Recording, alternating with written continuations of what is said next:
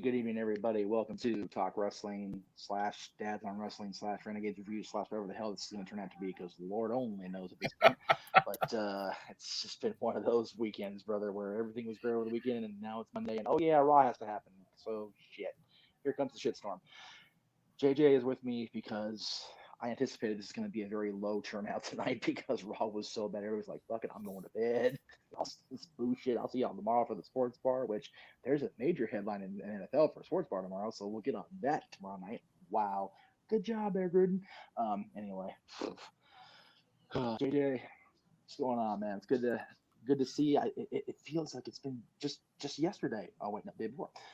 Yeah, pretty much. I mean, Yeah. it's been a whirlwind weekend, that's for sure. And try saying that 5 times fast. Right. Whirlwind weekend. But So yeah, I mean, there you go.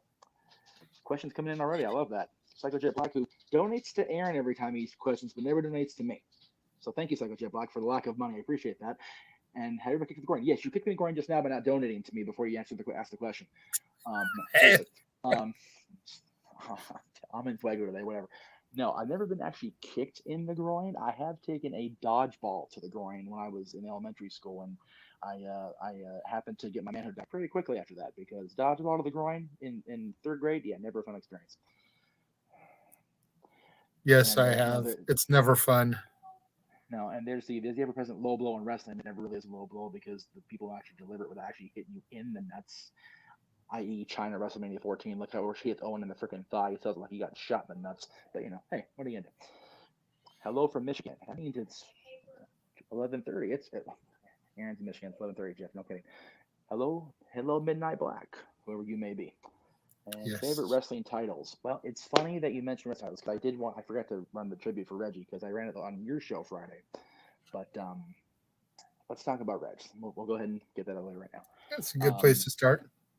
If you don't, I mean, it's depressing anyway, right? Yeah, for those of you that aren't aware, legendary former wrestler, but more importantly to our generation, the legendary championship wrestling and Ultimate Fight mixed martial arts championship belt maker Reggie Parks died over the weekend, Friday actually. He was, in his 80s, but it was not the 80s. He was in tremendous shape. 'Twas the COVID killed the king, unfortunately. So we are not out of this yet, guys. I keep telling you. Go Nope. outside and you're going into places, wear your masks, be diligent, because Reggie always kept himself in tip top. Shouldn't be in that kind of shape for an 87-year-old guy. And COVID just, boom, done. So stick Very with much a your, Jack Lane type of figure. yeah, stick with your mandate, kids. I'm telling you, because until we all get out of this, none of us get out of it, right? Yes. But as far as the favorite wrestling titles, I have to go with the Reggie creation, the Winged Eagle, man. That is that. As much as I talk about the colors of this guy drawing me into WWF Superstars, that first week I watched, it was that belt, and yes, I was on the Warrior at the time, so I can't fault for that. But the Winged Eagle, the classic IC, the classic tags, all made by Reggie. Um, the Big Gold Belts replacement WCW Championship, also made by Reggie. Actually, Reggie made pretty much the 80s. I'm sorry. I just took her out before I got on the air. Yes, she did both, and she didn't pee after the fact. We're live, folks. I Sorry about the realize that. distraction. No, we're live. So, all right, just give me a second. I'll figure it out. Whatever works. So the 80s WWF belts, of course, those are because that's when I came into my fandom when those belts were still being used. So, those, but he made pretty much like every other NWA, Crockett, WCW belts that we all grew up watching. The 90s US belts, all the tag belts up until, if you guys can remember the storyline, after the Steiners regained the belts and the Outsiders had those really shiny newer ones. Actually, they ended up adopting later. Those weren't Reggie, but everything before that, very much Reggie. The Horseman era NWA tag belts with the blue strap that they used kind of sort of on AEW TV recently. I have not seen a Reg Park belt I didn't like. So definitely got to go with that easy answer. But overall, the Winged Eagle is my favorite. I do love the Big Gold. I will always love the Big Gold. It is such a gorgeous championship belt.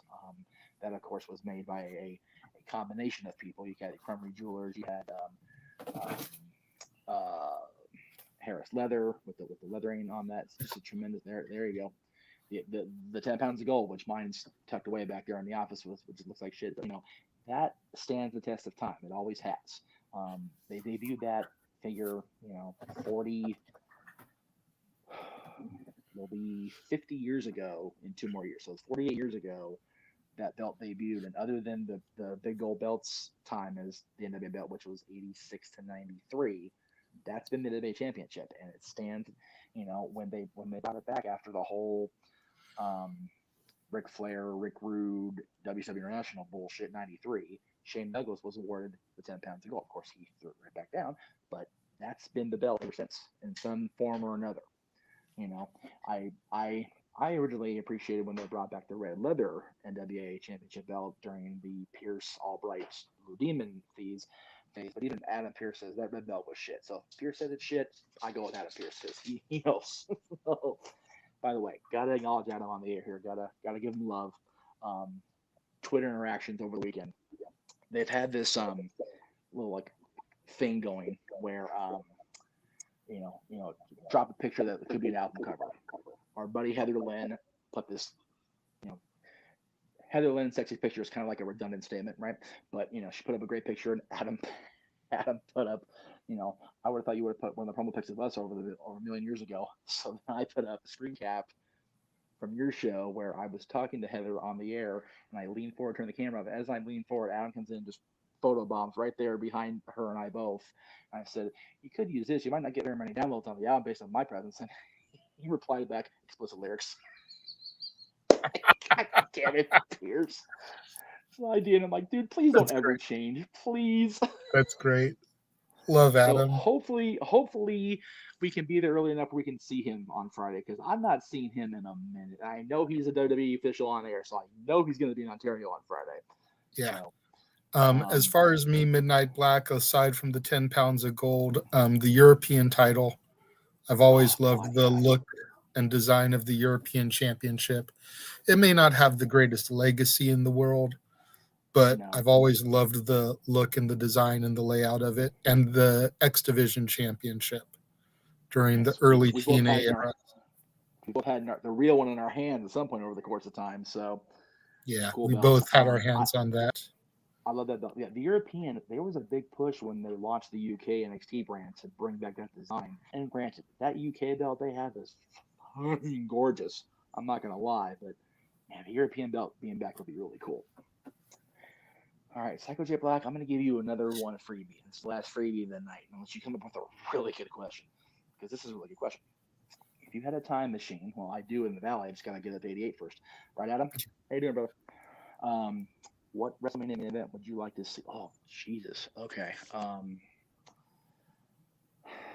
The easy answer is Hulk and Andre, and that's because of the previous one. Hulk and Andre, it's to this day, it's one of the biggest main events ever, if not the, like, this is the WrestleMania standard bearer main event. Everything else had to follow it. Granted, great in-ring technical stuff, but the spectacle of that match.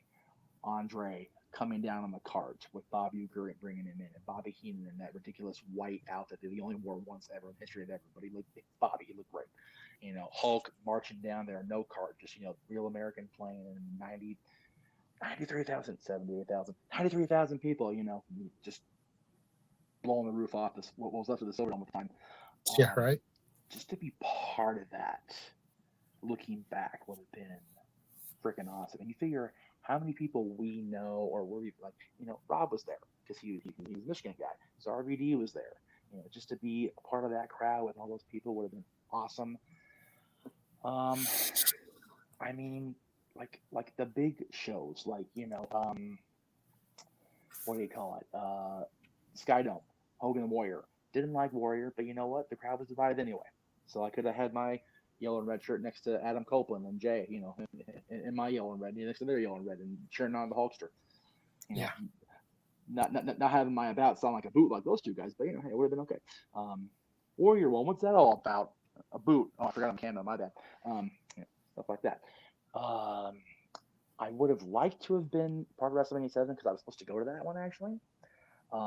Because watching a pay per view and the cable cutting out meant I had to listen to Fred Rogan tell me that Hogan became champion. So there you go. The only ones I really wouldn't want to be a part of live, truthfully, would have been like 11 because yeah, it was a decent match considering who was involved, but it was in a freaking civic center. It was like less size than the Trump stuff. It was like it was a bad mania. Um, Vegas, I would have liked to have been a part of just because I would have met my best friend a lot sooner than I did because Stagger Lee was there at the time with his family, so that would have been cool to meet him. Um, Jay, what about you? I mean, you've been out of the loop for 10 years, so there's been a lot of WrestleMania main events since then that I would have been part of, and I've been part of a couple WrestleMania main events along the way. So As far as WrestleManias that I was a fan for that I wish I could have seen live, WrestleMania 20 main event, being able to see Shawn and Hunter and Benoit do their thing, and then especially with the Benoit and Eddie embrace at the end. As far as I was going to say, as far as shows that I wasn't a fan for, Brett and Shawn Mania 12 at the Pond, I would have loved to have seen live. Yep, and for that one too.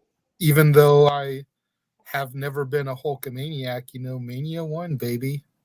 Hogan and T versus Piper, get to see that inaugural Mania with Piper in the main event against Hogan. Just would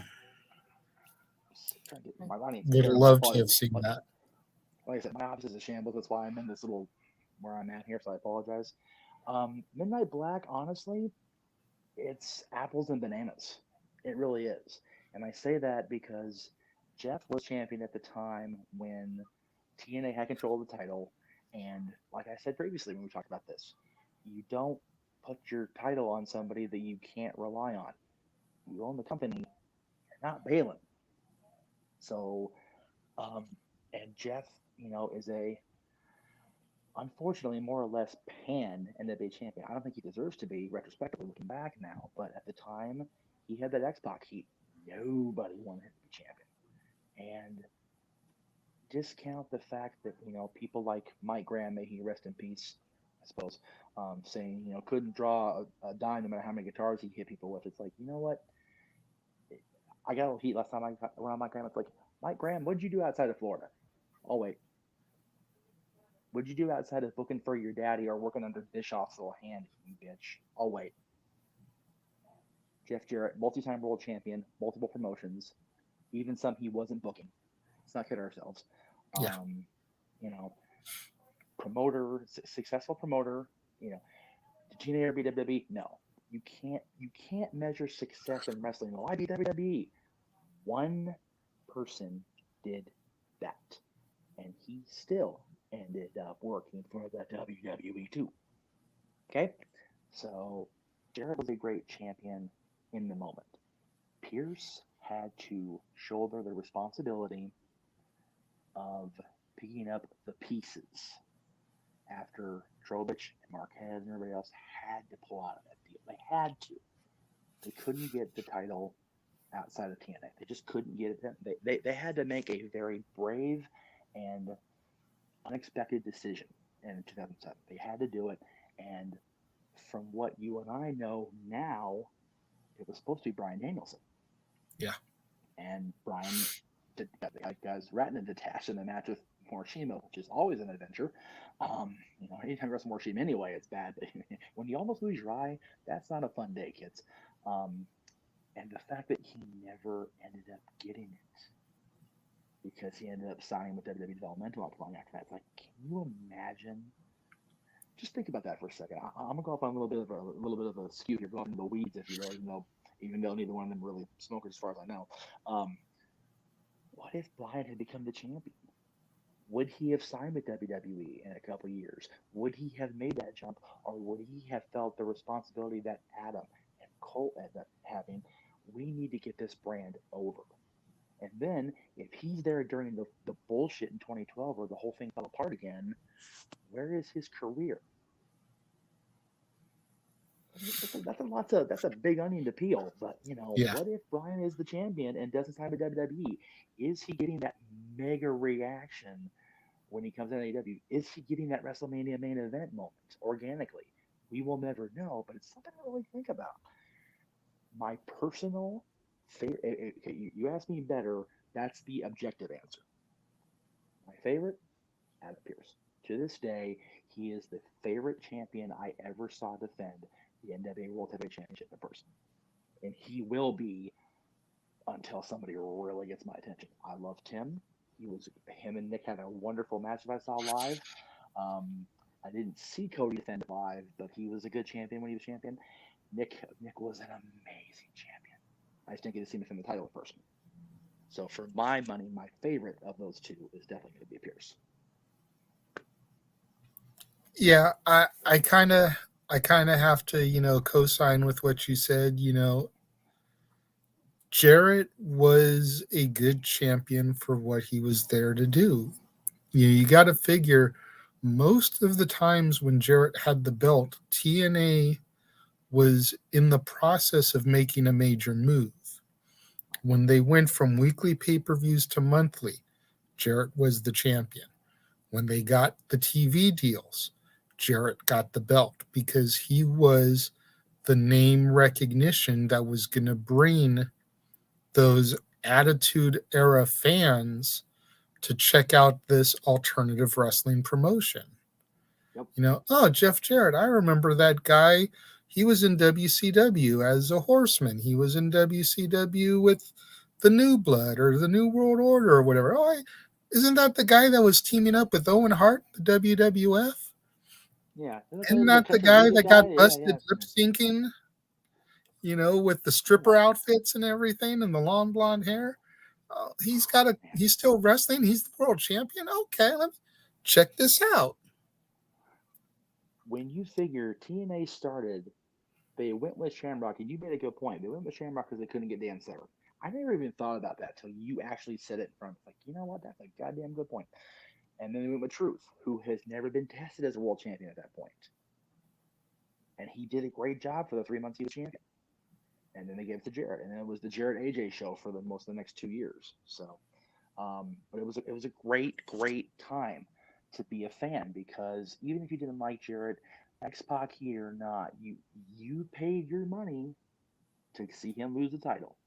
Yeah. I would love to see the buy rate for Bound for Glory '06 to this day, and when Sting became the outside of WCW NWA champion for the first time.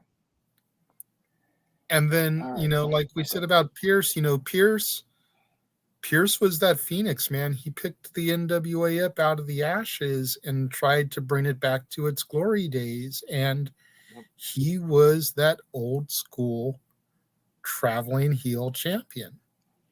Yep. And I don't want to say too much because we've already filmed an episode that'll air in December of Dads, where we discuss our top 10 NWA champions of all time. And we go in depth about a lot of this stuff with both Jarrett and Pierce. So you guys are going to want to make sure you tune into that when that episode airs. But Adam Pierce had to do the unenviable task of resurrecting the glory days of the belt.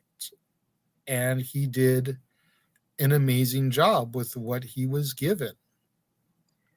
And when you think about all those guys on this graphic, there's no doubles here, folks. There's a lot of people that held that 10 pounds of gold or the big gold belt, which, by the way, goes to our next question. Psycho Yes. Jet Black to our invitation. Thank you for that, Psycho Jet Black. Just doing my impression there. Do you wish NWA could own the big gold belt? No, they don't. I did it first when they not resurrected because they're never dead. When they revitalized the brand, I thought so. They did, but you have to remember if you go back and read the book, which I do recommend you read the story of the big gold belt. Wonderful little pamphlet-sized book. I don't have it, not Jay, not Hannah. You have to remember something.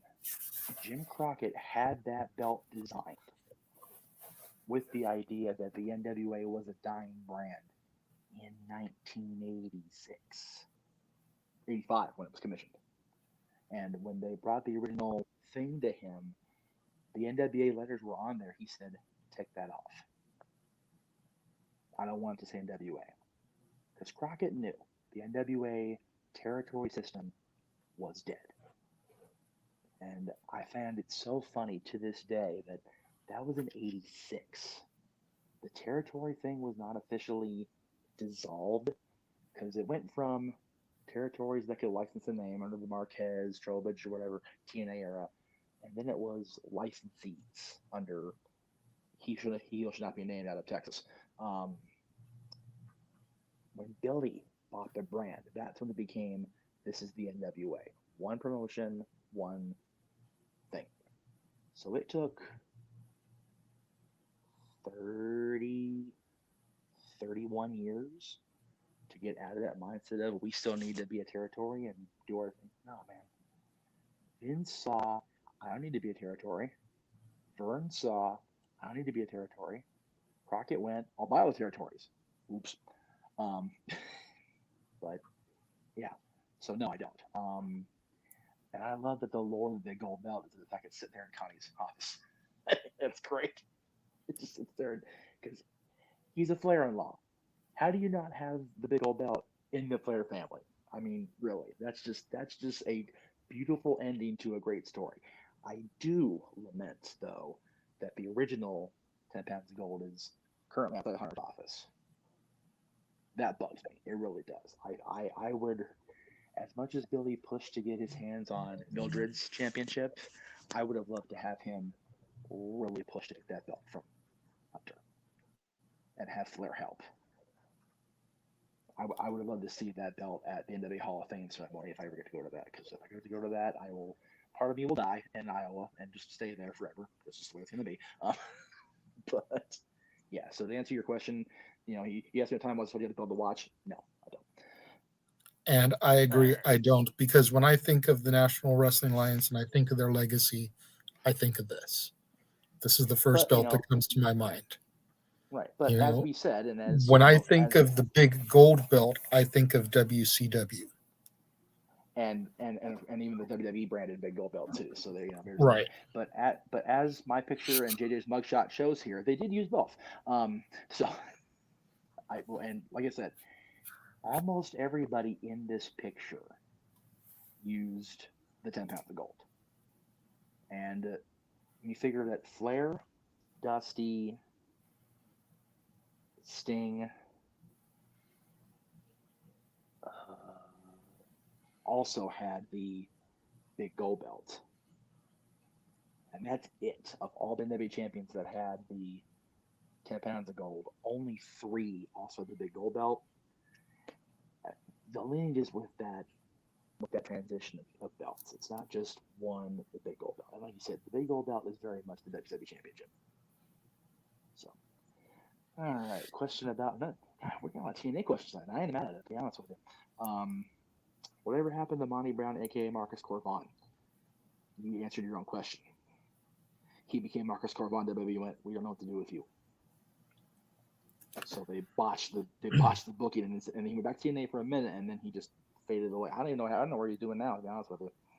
He's not in the business anymore. If you want to know more about Monty Brown, aka Marcus Corvon, the best thing I can recommend to you to do is to listen to the My World podcast, because there's a couple of different episodes where Jarrett goes into detail about Monty. End of the day, Monty was getting pushed to the side for the WWE du jour in TNA. Mm-hmm. Yep. And then, knew that he had enough of a draw, enough of a name that he could get a job with the E. Mm-hmm. Signed with the E for their ECW brand. Had that Mania match. And that was it. I think I remember hearing something about his sister getting sick, and I don't know if Yes. that was just an excuse to get out of his deal or whatnot. But I Right. remember something about his sister getting sick and him retiring as a result of that Right. to give back to his family, help out with her needs Yeah. and whatever. But Yeah. I remember. I remember him going back to TNA like for a drop of cup, not even a full cup, and then that was it. you figure that So Monty left the same pay-per-view that Kurt debuted. That hmm was all you needed to know. Monty's right. last match with the company was the same night that Kurt debuted. Exactly. So let's see what we got here from Rob G. Which Dark Side of the Ring episode was a must-watch so far? I Oh, have not seen any of the new season. okay. I will say this. If you've not watched any of them, dude, you need to be sitting and like had the best day of your life because you're gonna come down in a hurry for most of them. Um, I will say this about a lot of them: the ones where the people are passed away, way too much lip service, way too much. And a great example of that is the Randy Savage episode, Match Made in Heaven. Randy got raked over the coals in that episode for his over obnoxious protectiveness of Elizabeth. And like, I can't even stress enough how angry I was because I have had the opportunity, the blessing, the privilege, whatever you want to call it, to speak to Jimmy Hart, to Lanny, to Hulk after Randy had passed away, right? Everybody that was on that show, with the exception of Jimmy and Lanny, didn't throw Randy under the bus. They picked up the bus and dropped it on him like the Wicked Witch of the West and Wizard of Oz. It was ugly, and I didn't like it at all. Um, the Pillman one was rough, and I say that because Melanie came off looking really bad. Like Melanie came off looking as bad then as Vince came off looking bad, making her go on the air the night after Brian died. Because she looked like she was strung out, and then they put her in one of these little chairs and went, "Okay, can you talk about Brian now?" It was a hot mess, and the Brian's daughters just tore Melanie to shreds, and God, it was all Junior could do to keep himself together during his part of the promos. Um, the Benoit one was very hard for us both to watch. He and I talked about right after the two-parter aired. I did love that Jericho got um, Chris's son connected with Nancy's sister. That made me bawl like a baby that they had gotten the family back connected. That was awesome because it had been at that point, over 10 years. That was awesome. Um, they're all very hard to watch. I will say the one I did not go out of my way to watch so far was Nick Gage. I've never been a Nick Gage guy to begin with. Didn't have a desire to watch that. I still have not watched the Onita one, the FMW one yet. I will watch that one at some point this week before I go on the cruise because I got to get my DVR cleared on. It's going to drive me crazy being on.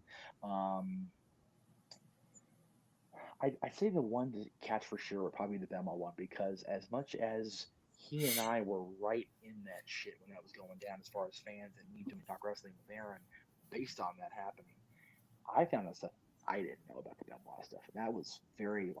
I didn't know that. Wow, for me, the professional, I was very surprised. So if any of them you're gonna watch, I'd say the Benoit two-parter. But like I said,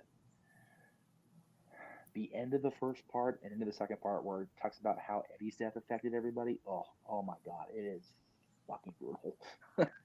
So yeah, be prepared. I agree with the Benoit one. The Owen one is a must Oh, watch. yeah, and And for I'll me, tell the you New this. Jack one was a must watch because Yeah, I've always been a fan of New Jack. And then you factor in the fact that we lost him this year.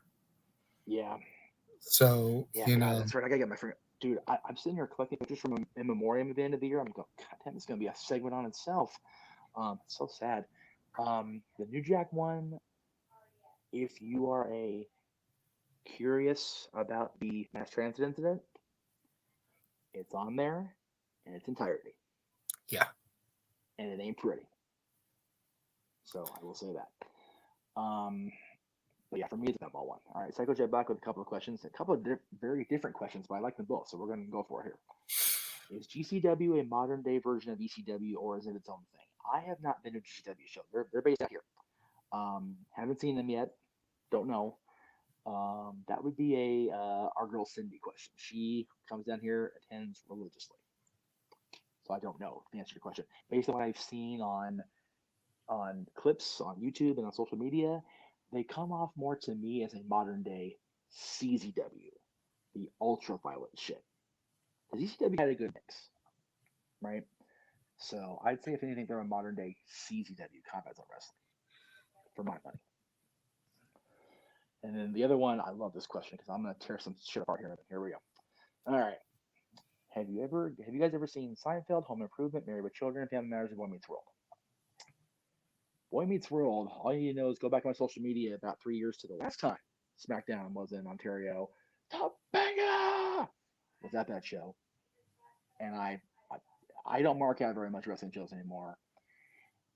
Yeah, I definitely creep her out with the marking out. I'm not gonna lie. Danielle was a little bit put off, but I love Boy Meets World. I always did. He and I had our kids watch Girl Meets World. That's how much we love Boy Meets World. So I love that show. Family Matters, I liked. It got to the point where I understood they made Jaleel Steve Urkel the main character, but they had that whole like Fonzie jump the shark moment when it just became so ridiculous how over the top his moves and mistakes would be like almost supernatural. Like, okay, it's cute, but stop. The fact that it also moved to CBS for its last year and they lost Harriet Winslow, who was the reason that show spun off in the first place in Perfect Strangers, and they had a different actress playing it. It just became too muddled. It was too much. Married with Children, I love that show. I love the fact that it was based on the fact that the producers were King Kong Bundy fans, hence the Bundy last name. And King Kong made two cameos. One is a family member of Peggy Bundy, which the Wankers were called the Wankers because reasons. And the fact that he cameoed as King Kong Bundy on a episode was really cool. I like that. Home Improvement was my favorite show growing up. To this day, somewhere in the catacombs of this house, there is a VHS. Yes, that's that long brick-looking thing that actually has stuff we call DVDs on it now, but of Raw as Owen, the Star Trek DS9 finale, and the Home Improvement finale. Somewhere in here, I had those three together on tape. Um, I love it. I was hearing they're gonna reboot it, redo it ish, and I love that they had Tim Taylor do handyman work for his other show, Mike Baxter, on Last Man Standing. That was a great meta moment. So good. All we needed was Buzz Lightyear as a toy in this shot, which I think they had Buzz Lightyear during Mike's little podcast thing. If they had Santa Claus on there, I'd have been like, okay, put me to bed, I'm done. And Seinfeld, I watched one episode, the finale, because I never got into that show, but I wanted to see how it ended, and it was the stupidest damn thing. So, no. Yeah. Okay. I never cared for Seinfeld, never watched it. I remember working an event at the Terrace Theater, which is connected to the Long Beach Arena, Long Beach Convention Center. Oh And my Jerry God, I was saw this there too. doing his Seinfeld, his stand-up Stand routines. up. Right. People were walking out of the show because they were Mm-hmm. expecting it to be more like the show, Yeah. and it wasn't. And they were so put off, they were walking out of his performance. Yeah. Boy Meets World, I just never got roped into it. I did Oh. I did see some episodes, but it just never kept me coming back week after week. Well, I would say Home go back and revisit Improvement, now. Home Improvement, Married with Children, Family Matters, those were some of my jams. Oh yeah. I was Oh yeah. all about TGIF, Full House, Family Matters, Perfect Strangers, Step by Step. day by day. That was my stuff right there. Yeah, it's awesome. I love that. Yeah, Um, I would but yeah, encourage you I agree heavily with you to. about Family Matters and Jumping the Shark, though. Yeah, It seemed like when Urkel kind of started to take a little bit more of a backseat for Stefan, yeah, really when they started to lose it because Stefan was great. And I get that Jaleel kind of wanted to break away from the Urkel a little bit so as to not be so typecast, which failed miserably. except when he's selling weed with Snoop Dogg. But I understand that he wanted to try to break away from that a little bit and put a little bit more focus on, hey, I can do this too. Right. But Stephen Q. Urkel was what made Family Matters entertaining. Yeah, and when you think about it, Steve's desire to transform into Stefan was to get Laura. Yeah. And then when they had that cloning episode, which was the goddamn stupid thing, Steve stayed with Myra, Stefan went with Laura. Myra, I think she like went off the deep end or something. Like she went even crazier than usual, and so Steve dumped her. Laura broke up with Stefan to go with Steve in the finale. Like so, we sat here for 10 years of her growing to appreciate him as a friend, but not going there, and now we're there, huh? Yeah. Like I said, just like it didn't jump the shark. It flew over the shark on a 747. Like seriously, it's like no, it's too much. Okay, great question. I get this a lot, so I'm gonna go ahead and throw it up there. I have yet to see an MLW episode. You guys have to keep in mind. I know it's gonna sound, oh, this is your job, and it's like I don't have a whole lot of time to just sit here and, Aaron bitches about, you guys bitch about Aaron saying it's his job. It is Aaron's job to sit there, God help that poor bastard, and watch Monday Night Raw, NXT, Dynamite, SmackDown, Rampage, the pay per views, the god awful special shows in Saudi Arabia, which should not have ever been a thing ever. That is the way that I bring in revenue, but I also have about a 5'7" or 8" full time job too. That goes to school 5 days a week, and I gotta make sure I keep him curtailed, right? So I don't have the extracurriculars like I used to. So if there ever comes a time where I, have honestly, when I catch up on stuff, it's during the summer because every other week he's up at his mother's. So I get the week where I don't have to do a whole lot. You also have to keep in mind we're trying to get in the process of a move, so my downtime is the reason the house looks like shit. I'm trying to clean up and move. So yeah, it's the downtime is negligible, but I am determined to watch MLW because I hear so many good things from you guys, from Conrad, from everybody. So I am determined. And like I said, JJ's not watching wrestling full time. Period. He comes on this stuff like me to get me out because like I said, I knew it was gonna be a little turnout tonight. So again, I appreciate it. Um, of those, Married with Children was the best. I will definitely co-sign. Married with Children was ahead of its time. If it wasn't for that show and The Simpsons, Fox wouldn't be in the position that it is today to offer WWE $2 billion over 5 years Exactly. without those two shows. End of story, period. Tracy Ullman bringing Simpsons in was the key also. I can't discount Tracy's importance whatsoever. No. Okay, this is a good one. I like this one. Favorite Howard Stern wrestling interview. I am biased as a motherfucker because I was almost that one. It's not a favorite because Johnny was on after the arrest and everything, so I won't say it's a favorite, but it is memorable for me that she was on and I was almost part of that. Um, at the time I saw it before I became friends with Joni, the Stephanie McMahon interview when she was still in the business suit SmackDown GM mode. Um, because the quote the quote sticks out to this day. She got the boob job because her breasts were like 2 pats of melted butter. It just makes me giggle every time I think about her saying it. Just it makes me laugh. Um, Steve Austin, just either before or after Mania 15, where he talks about the divorce going into 15 and the fact that he had to. I mean, it was like the reason he went to Mania without his vest was because the divorce was going down and he just couldn't deal with the shit of having to deal with her getting the vest back.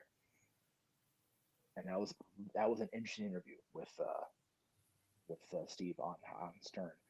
I was trying to think. Hey, he had everybody at this point. Um, Pick a yeah, I remember. piper. Right, I was gonna say Howard also had them on prior to him going to satellite. Yeah, if they'd have had him on the satellite Howard Stern show, man, they'd be so much more memorable, man, because they no holds barred for real. Um, I would say Steve Austin, honestly. Well, early '99. For me, it would be any of the Pipers and the Stephanie. And see, I never saw Roddy. I've only seen clips of Sheiky Baby, which I thank God I haven't seen the full interview because I probably had a minor stroke or an aneurysm or some shit watching that. But and it's hard for me to watch Roddy do anything like that because like when he gets real, he kind of gets into like depressive mode because a lot of the stuff that is in his back pocket is not happy. So I have not watched the HBO interview more than once to this day. That's rough. Um, all right, Midnight Black with another question: South Park or Beavis and Butthead? Beavis and Butthead. Are you kidding me? Like I okay, I was in my teenage I can laugh at this stupid shit age when South Park debuted. I can't watch it now. I just can't. It's just bad. It's bad. Beavis and Butthead. I can like because see Beavis and Butthead did a combination of the stupid storylines and then they had the music videos, which was always fun. Hearing those two rake Real American across the coals makes me chuckle to this day. And this is the Hulkamaniac of Hulkamaniacs, right? But Beavis and Butthead just turned that fucker to shreds. It's so funny. So definitely Beavis and Butthead for me. This is really a hard one for me, like a lot harder than I thought it would be because Right? I adored Beavis and Butthead when they came out. Yep. But Beavis and Butthead was very much a one trick pony. Yeah.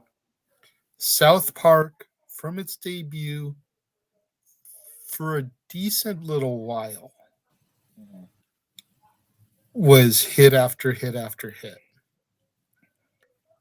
Like, I sit there and I think of the Imagination Land trilogy. I think about, who is Cartman's dad. I think about, you know, um, The WTF.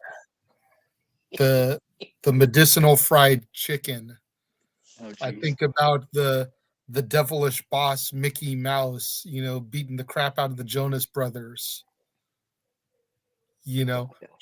Don't like fold that one. your hands and shake your head, God damn it! But that was hilarious. No, don't like that one at We all. have a problem here, huh? Because I thought we had a problem here, huh? No, Mister the Mouse.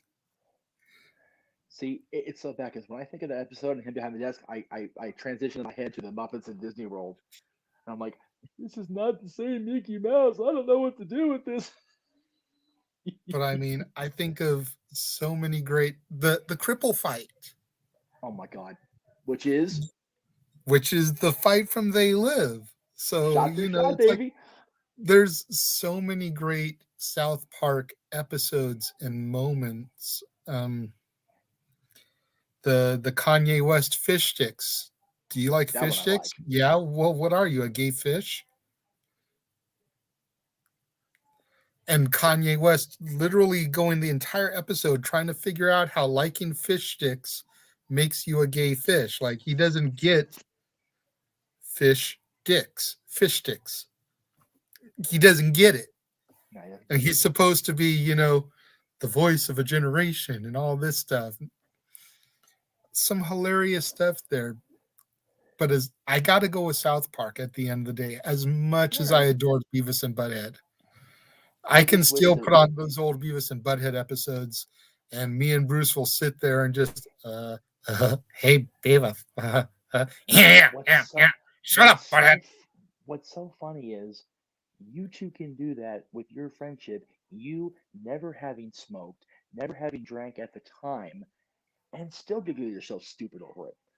Yeah, That's the beauty of it. I've always been the guy that got stoner humor, even though I was never a stoner.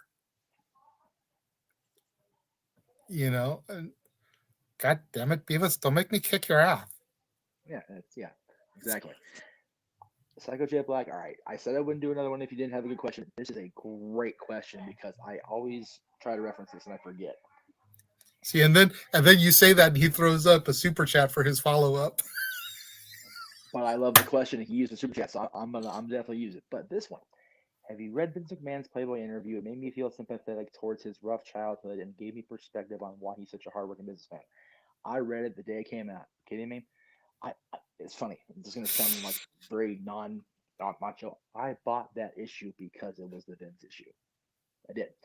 And I read it, and I had an idea because doing what I do, I kind of had to know anyway. But yeah, when you figure that he flat out said, he came from a abusive stepfather, and his one regret in life was not having killed that man himself. It's like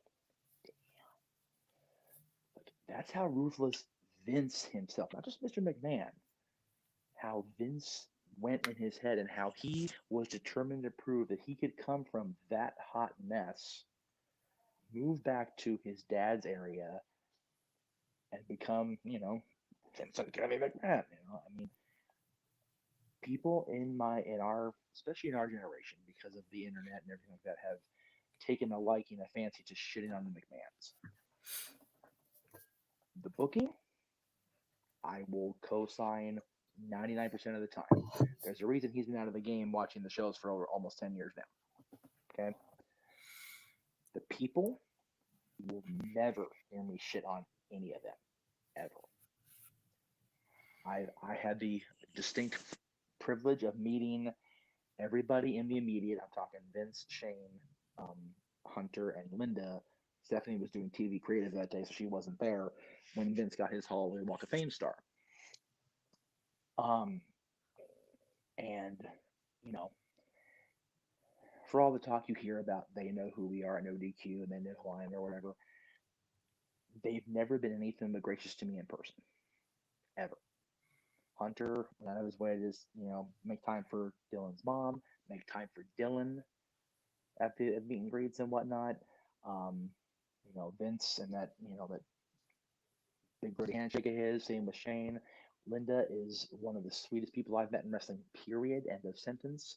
And I'm in the middle of a wonderful speech and I'm getting an interruption. So go ahead, Jay, take tell me your Vince story for just a moment and what you thought of the interview with Playboy. I have never read the interview with Playboy, unfortunately. I've never seen it, never read it, so I can't really speak on that. I've met Hunter. He was so because it was a book signing. He kind of got the feeling that he didn't really want to be there doing his book signing, but was there to promote it. So whatever, I'll smile and take my picture. But Vince, I've always stated that the only reason I got to meet Vince was because the securities at Staples opened their mouths and inserted their foots. Because it was prior to the SummerSlam access, and he was out there kind of wandering the streets, making sure everything was set up to his liking. I saw him out there, tried to call over to him, Mr. McMahon, Mr. McMahon, and the security guard saying, he doesn't have time for you guys. But before you finish that part, this is the infamous Staples Center red coat security I've always bitched about over the years. Continue. Oh, he doesn't have time for you guys. And Vince had to have overheard that and went straight into PR cleanup mode. Mm-hmm. Oh, hey guys, how's it going? Strutted over there, shook hands, took pictures, Yep. the Kiss whole nine. babies, the whole, yeah, oh yeah, oh yeah. Just because that like that was gonna cost money.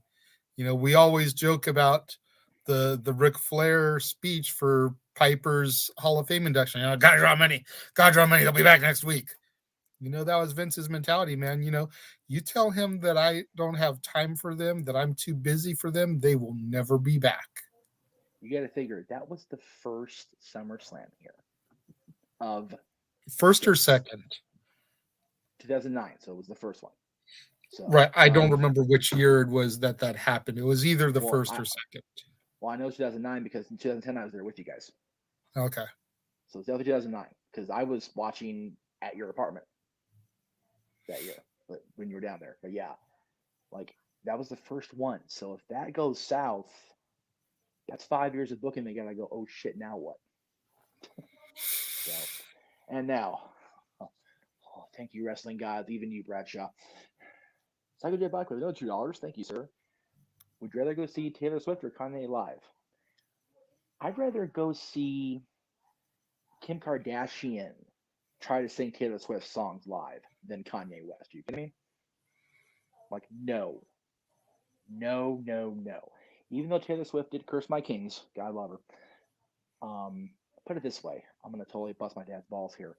My dad went and saw Taylor Swift. That's how awesome she is. Okay, I love Taylor Swift. I love her music. I think she's a little too quick to jump from person to person. But that's her business. That's her personal life. That ain't it. My name's Paul. That's between y'all. Whatever. Her music's great. Got to keep Kanye, writing those tracks for those albums.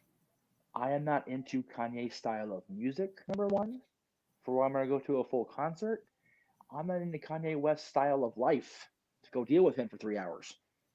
Kind of good.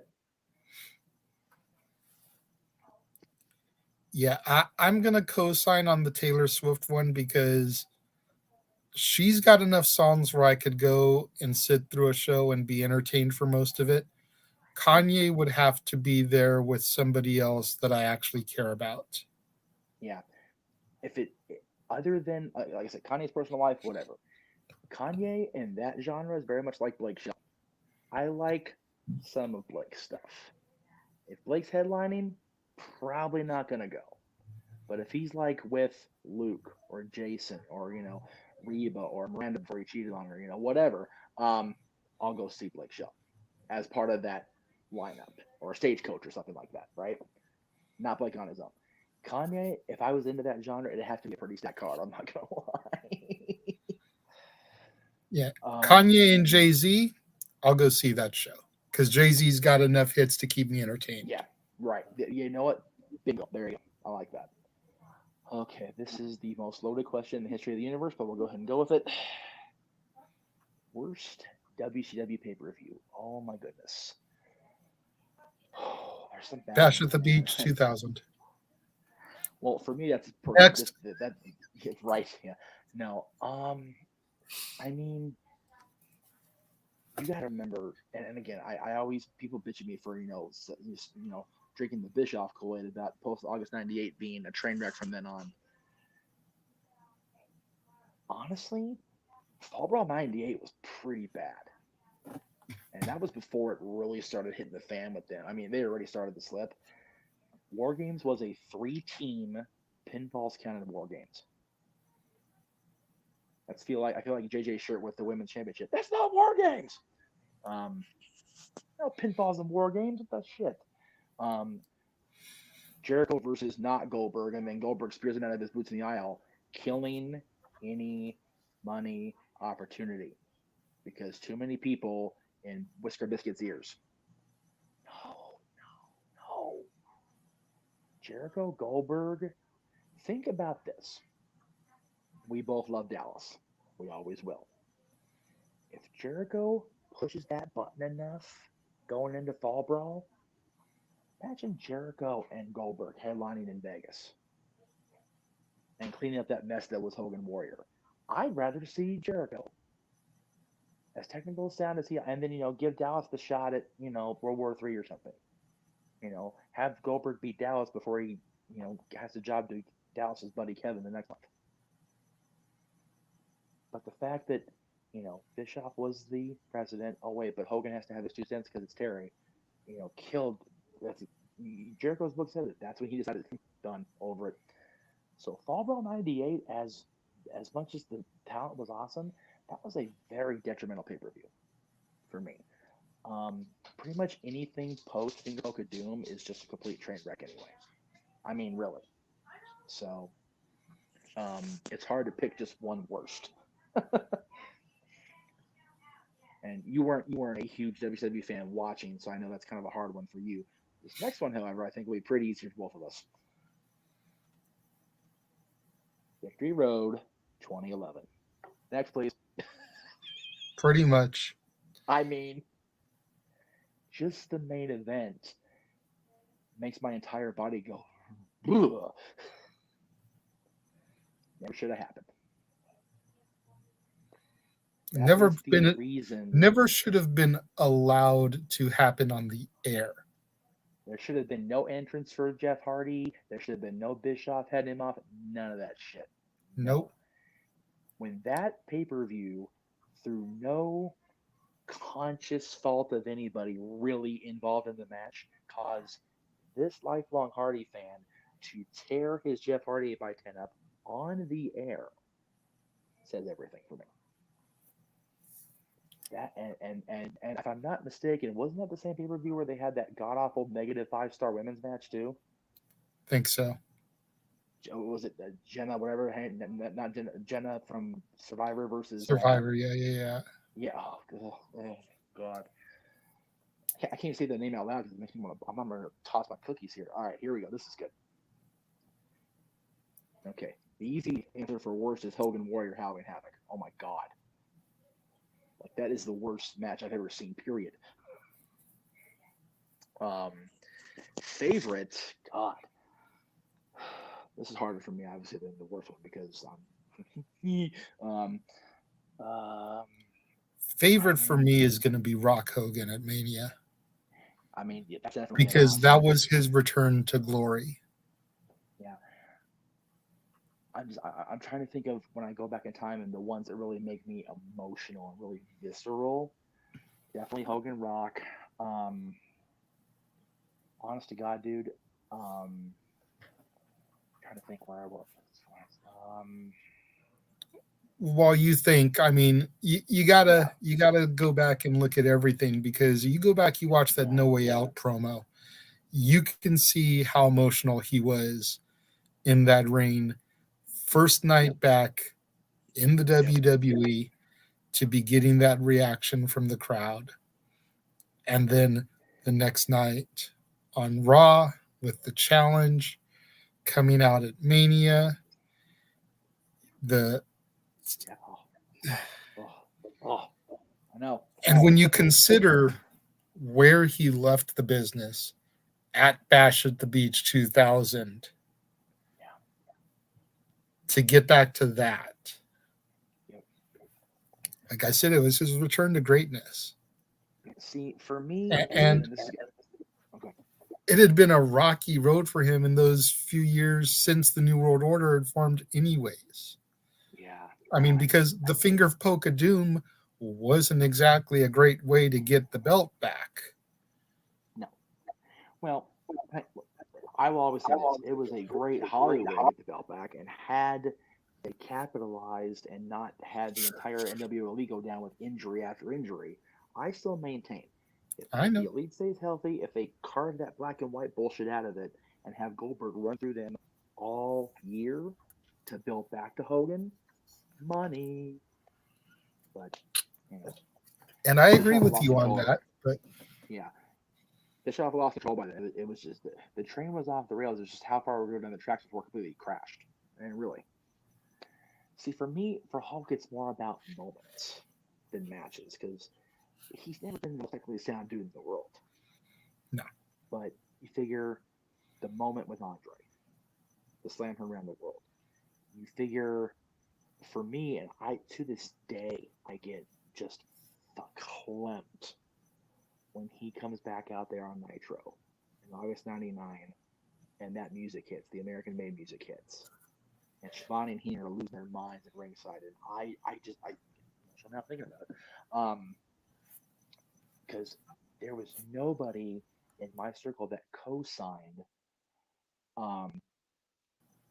with the NWO thing than me, and I was just ridiculously happy that the Red and Yellow was back. The storylines afterwards, whatever. And that last year he was with the company before that's the Beach thing, it was just a mess. But yeah, for me, it's more about moments than it is matches. I don't remember if you were at this show because I don't know. We weren't like talking then, but the June 27th, 2005 Super Show, Raw SmackDown, where it was um, Christian, Jericho, and Tomko, I think, against Cena, Michaels, and Hogan as a surprise.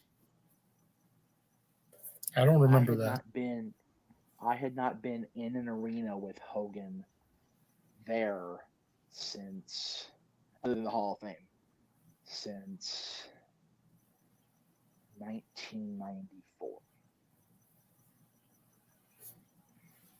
That music hit, Jay. You'd have thought I was 7 years old mindset and in high school shape.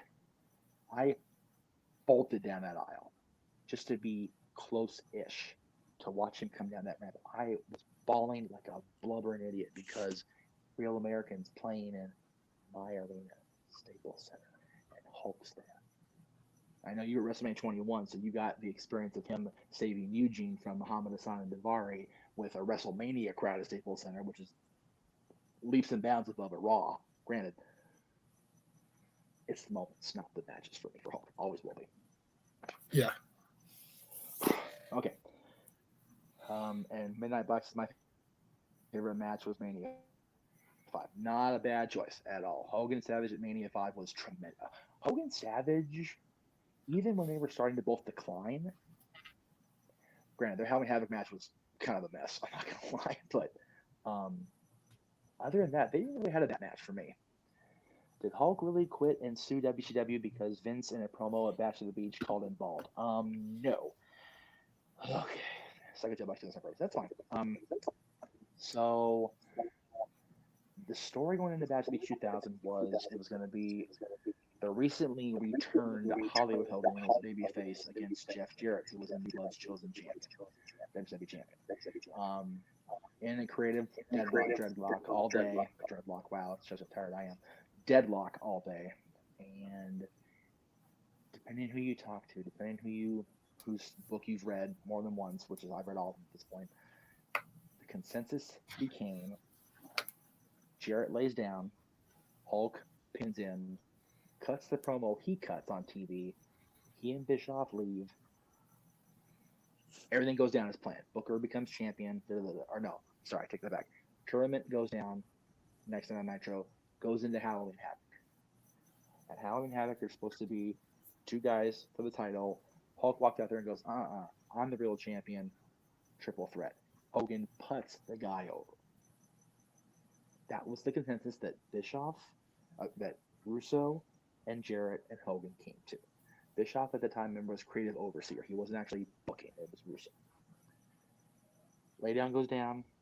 Hogan does the bullshit promo, covers Hogan, Jarrett with his boot, walks out with the cast big gold belt. Russo coming out there and, breaking down the fourth wall, calling Hogan a big bald son of a bitch, saying we'll never see that piece of shit again, was Vince Russo going into business for Vince Russo. So, and Hulk and Eric did not know about that until they had landed back in Tampa, because they were in Orlando for Back to the Beach, of course.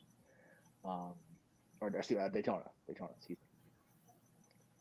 And Hulk was under contract, and he sued Vince Russo for defamation of character, and I believe he sued Turner Organization. I don't remember. I'll have to look through the paperwork again that I had a long time ago.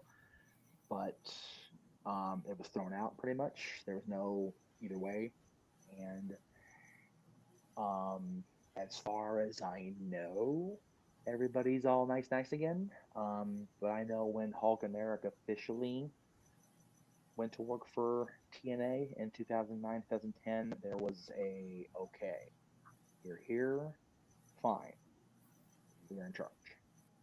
And I know that when he was going to, kind of tiptoeing around working for TNA in 2003, when Jarrett came with the guitar in Japan, Vince was very much there, and it became a problem right away. And Hulk was like, if he's going to be here, I'm not, because it was, even for 23 years, it was still very raw, very new.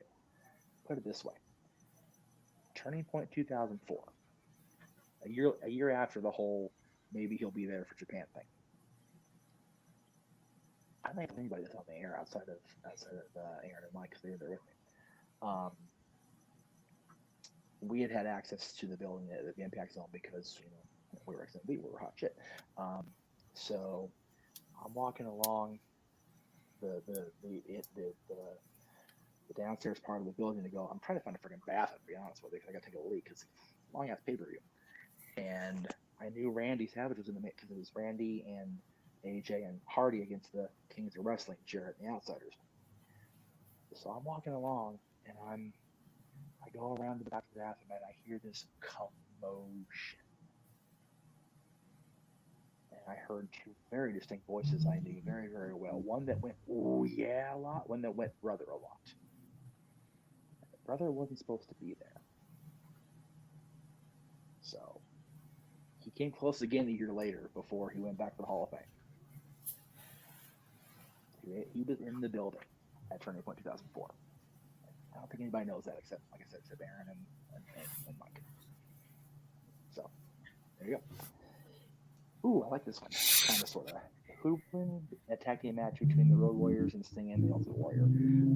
I mean, if you get Steve Borden and Jim Hellwig as the Blade Warriors, or whatever they were called, against the Road Warriors in that time, it's a toss-up. If you get the reasons they were all inducted in the Hall of Fame level of their careers, the Road Warriors kick their ass. Agreed. They would chew the Warrior after breakfast and floss with Sting.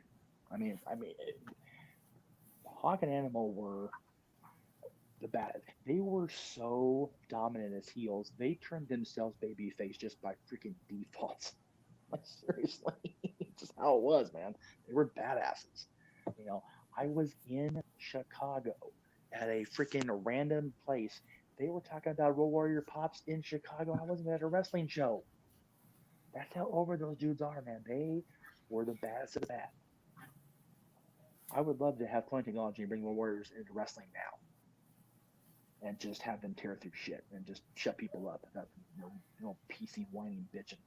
All right, it is well past where I wanted to be. So, time for I'll draw money. Come back next week. Here we go. Let's see. Dun, dun, dun. Where is Mikey's little thing? There it is. All right. The date's wrong. I'm sorry, Mike.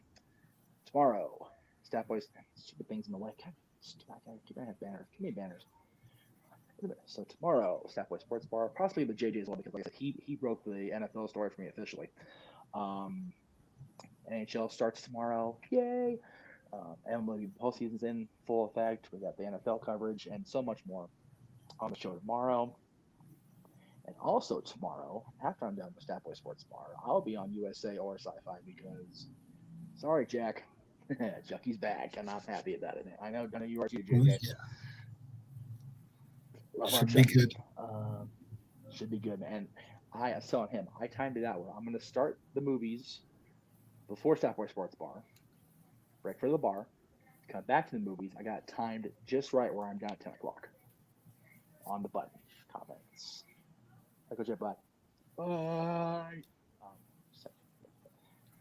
Okay, so that's Tuesday. Wednesday, I forget what time it's premiering, but the fan film made by our buddies at Dark Crown Films, You Can't Kill the Boogeyman, will be premiering Wednesday on their YouTube. And after that, we're back at 7 o'clock for Pacific with The Great Cherry Show. And he actually held off on doing Weird State Laws California for me because 2 weeks ago, the wheel was dominant on the show, so he didn't even do the Weird Laws that day. So that's going to be a stack show, too. I'm going to enjoy myself there. Thursday, I have no show planned. However, what? I thought you were going to roll footage from this weekend on Thursday. I was going to say that afterwards because I didn't actually have it planned. My bad. I can prep you on that. It's okay. My bad. So it's my bad too. It's okay. And I can't say we're going to do it because we lied. Instead of a general format show, this dude and I were all over the place over the weekend, and I'll just kind of breeze through it real quick here. We kind of made our way through various parts of different movies as we went along in the course of our day. Great Scott! Then we made our way into Haddonfield, and it just got crazy from there. Totally crazy, like Wait, for real. Like it was like the whole shape of the day just went off crazy, and we needed Dr Pepper just to get our refills going after that. And then then we made our way home, and it was awesome. And then we had some clowns, and it was just bonkers day. But yeah, so that's gonna be cool. And I'll put it this way: the day ends at Subway, and we'll leave it at that. at a Subway in the What? Subway. And people are like, what the fuck did I just watch? And then the next day, I was at Camp Stoopy. Whoop. So that's Thursday, along with me going to see Halloween Kills. Ugh, so excited. Friday. That's my Friday stuff. I will probably be seeing it this weekend. Awesome sauce, dude. Can't wait to talk about it with you. I'm waiting for the Regal to announce their show times for the weekend, so I can try to get one Okay. of the early shows for the cheap prices. Oh, there you go. That way, All if right. it I didn't sucks, know. I only spent like $7 instead of 15. Right. Exactly. So Friday, I'm trying to find the graphic for our show because I do have it in here. I just didn't load it because I goofed up here. Hang on. There it is. So Friday in our usual Dad's Time slot of 7 Eastern, 4 Pacific. Am I on? Yep, you're on. I hear you. I'm a turning. Okay, 1, cool. 2, is Okay, this so as long on? as you can hear me. In our right? Let's see. Okay, there's another question, so we'll get there in a minute. Friday's show on Dad's is Halloween themed because it's Halloween. Top 10 songs to play at a Halloween party. This is another one of the JJ introduced topics, but unlike the other ones, it's much easier for me. So Yeah. that was good. Much like some of our other ones, I made sure I got Jeff's list. That way we could give you 20 Yes. different songs as a jump off point. By Yes. no means are we saying that these are the greatest, but it's a good starting point. And there's going to be songs that are going to make you scratch your head and question our manhood.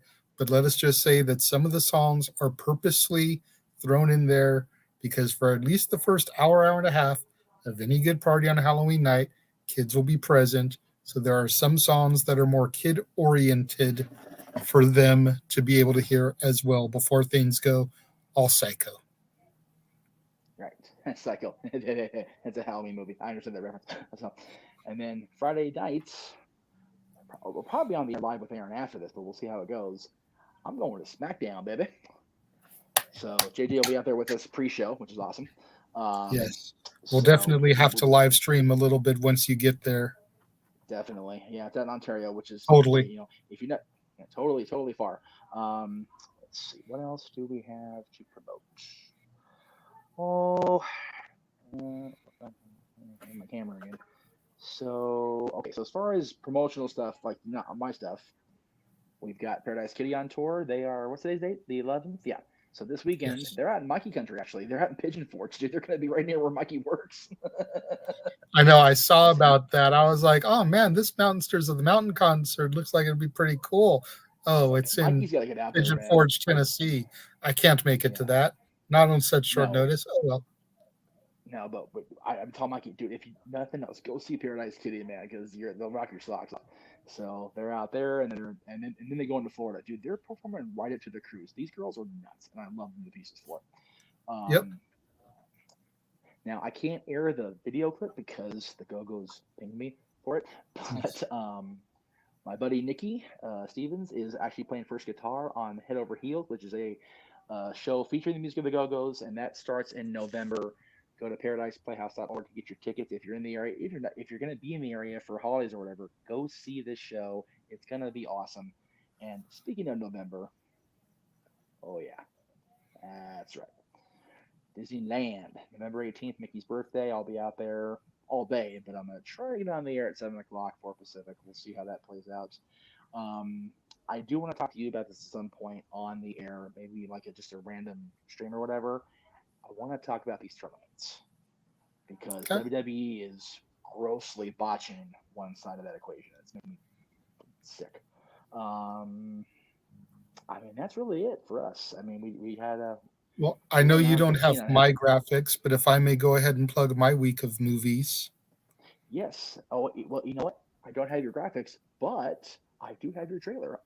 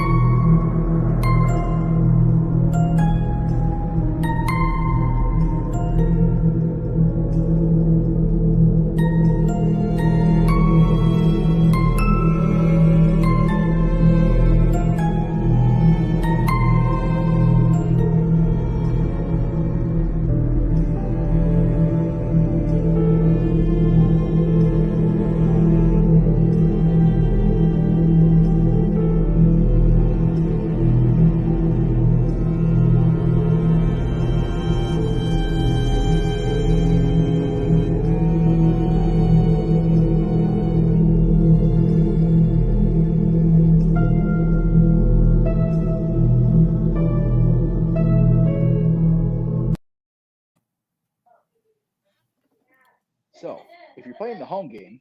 The Mummy Yeah. was on this last Friday. So 3 after that, this week. It's great month overall. Today's I can't. Yeah. yeah. Today started the Son of Frankenstein, last of the Karloff Frankenstein trilogy. Mm-hmm. Wednesday we get the Wolfman, I was and gonna then for say, man, 10 days in a row, starting with the Wolfman, every movie features Lon Chaney Jr. as they should, as they because should. he takes over the role of the monster in The Ghost of Frankenstein. He takes over the role of Dracula in Son of Dracula. He takes over the role of the Mummy in The Mummy's Tomb, The Mummy's Ghost, and The Mummy's Curse. And then he's the Wolfman. And the Wolfman, Frankenstein meets the Wolfman, House of Frankenstein, House of Dracula, at Abbott and Costello meet Frankenstein. Which will be a Renegades Just, replay on this channel. So yes, got so much in store such coming good up shit. on the Yes. on the Casa channel. Can't recommend them enough. And I will say this: his dad was Man of a Thousand Faces, correct? Or What's was it that? him? Was his dad His in Man dad of a was Thousand the Man of Faces, a or was it? Thousand Faces. I was gonna say, like, so is he like Chris Jericho in Man of a Thousand Four? Is that how that works? Or throwing it out there. I love the ending of this show on this question because that's where we're All gonna right, leave it let's right here. do it. What Halloween timeline do you like, Laurie or Jamie? Just make me pick between my kids. Like seriously, like you have to remember something. The Jamie storyline started with such good intentions. You have to remember they weren't going to get Jamie Lee back. She was done after 2. She did, and she's even said it wasn't because of Halloween. It's because she didn't want to get typecast into the horror stuff. She wanted to get away from that. Halloween 4 was so good, and Halloween 5 was so bad. Like it's just a mess. Even our buddy, the real Michael Myers cosplayer, who just got himself completely costumed up in the 5 role for his trip to Vegas, trashes the mask itself, let alone the role in the movie. Oh my God. They humanize Michael. They kill the final girl in the first 20 minutes, the final girl in the first 20 minutes of 5. It's like, it's just, it's just so badly booked. I'm almost at the point where I just want to watch Resurrection on loop more than 5. It's just awful. And What's then, more badly booked, the Queen of the Crown, or Halloween 5? right now Halloween 5, but Queen Crown tournament's getting real close. Yes, sir. Are you thinking night? Caleb, Or for I'll call it 10. me, the Halloween timeline will always be 78 Halloween, 81 Yeah, Halloween 2, H2O Resurrection. yeah. That will And forever be my timeline. I haven't seen the Jamie Lloyd stuff. I haven't seen 4, 5, and 6. right, I didn't care for the zombie stuff. I've made that abundantly clear. yes, And the 2018 Halloween, I've seen twice. right, I I don't appreciate the fact that they threw everything else away. right. At the very least, they should have kept Halloween, Halloween 2, and then Halloween 18, since you figure Halloween 2 is a conclusion of the same night. Right, but But their desire was to eliminate the sibling stuff. So they had to jettison too, or they're going to be screwed. I The always problem with like that part Halloween, of it see, for me. that's the most polarizing thing in the whole saga is if Laurie and Michael are siblings. That's been the main debate for 43 years. If that was I the know. biggest problem, some people say it is, people say it's not. So the thing for me is this: there were such good intentions with the Thorn trilogy. 5 went off the rails. 6, if you watch the producer's cut of 6 and ignore all the production woes that are in every goddamn book about it, it's not a bad finale to it. However, I've said this and I will say it, Mustafa Qad's determination to never kill Michael is what killed the saga for a long time. They almost went direct to video 3 different times. The reason they didn't is because Jamie Lee came back in '98 and Rob Zombie took the reins and for his pair of movies. Love or hate the Rob Zombie movies, whatever. He saved them from going direct to video. Now, I will say this. Virtue, he and I don't always agree very much on most things, Halloween. He put out a great tweet earlier today. Those of you that are um, uh, loving on it 2018 but criticizing Rob Zombie or vice versa, you're Benedict Arnold and you're hypocrites. Rob Zombie's pair upped the violence, upped the gore, upped the intensity, and people shit on it because that's not what Halloween was. 2018 did the same thing, but because Jamie Lee's there and John Carpenter was involved, they can do no wrong. I got news for you guys. John Carpenter is a human being. Jamie Lee Curtis is a human being. There can be faults. There can be mistakes. I like the 18 version. I like the Rob Zombie first one. The second one, okay, I said this with him, and since we're not doing the panel this year, hell with it. I've had to take the Rob Zombie pair and go, okay, this is the Kelvin timeline for Star Trek. This is not what I grew up on. This is somebody else's interpretation of the story. I can get with that if that's the case. The Blumhouse trilogy so far, there's only been one. I'm not gonna go, balls deep on an opinion until I see at least the middle act, because they can either hit an Empire Strikes Back home run, or they can hit a Lord of the Rings middle movie, freaking line drive right to the first baseman and you're out. The Santa Claus too. See, I like that one too, so I can't say that. So, well, we both agree that it's the weakest of the trilogy. It is, but I can still. So that's why I'm throwing that in there. What I'm saying is, I can find good with that. Having finally, God help me, seen the Lord of the Rings trilogy, the middle movie is just I don't like them anyway, but the middle one's just so bad. So Halloween Kills can be Empire Strikes Back, or whatever the hell the second one's called. The Two Towers. Two Towers, thank you. It can be one or the other, man. I mean, really. It can be Caleb, Empire Strikes Back, or it could be Jan Brady. So. And Caleb, what do we feel about Part 3? You remove the words Halloween 3 and just call the film The Season of the Witch, and it's great.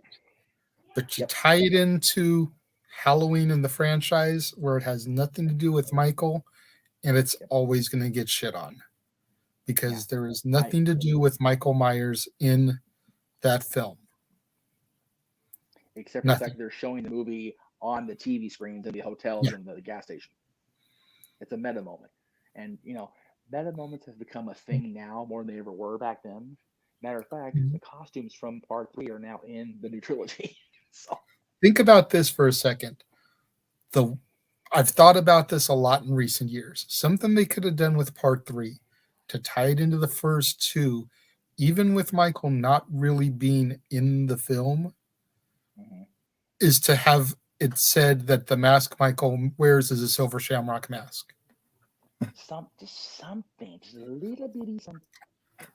That little bit of tie-in right there, and that's why Michael acts the way he does, is because the mask is from Silver Shamrock. Right, and going back to this question, you and I talked about this. I don't know how many people know this. I can't recommend, I forgot the name of the book series, but anyway, there's a book that goes over the whole saga. Kevin Williamson has story credit for H2O, which, if you know Kevin Williamson, the scribe from Scream. So, and Dawson's Creek, which is they're both very much teenage 90s stuff, right?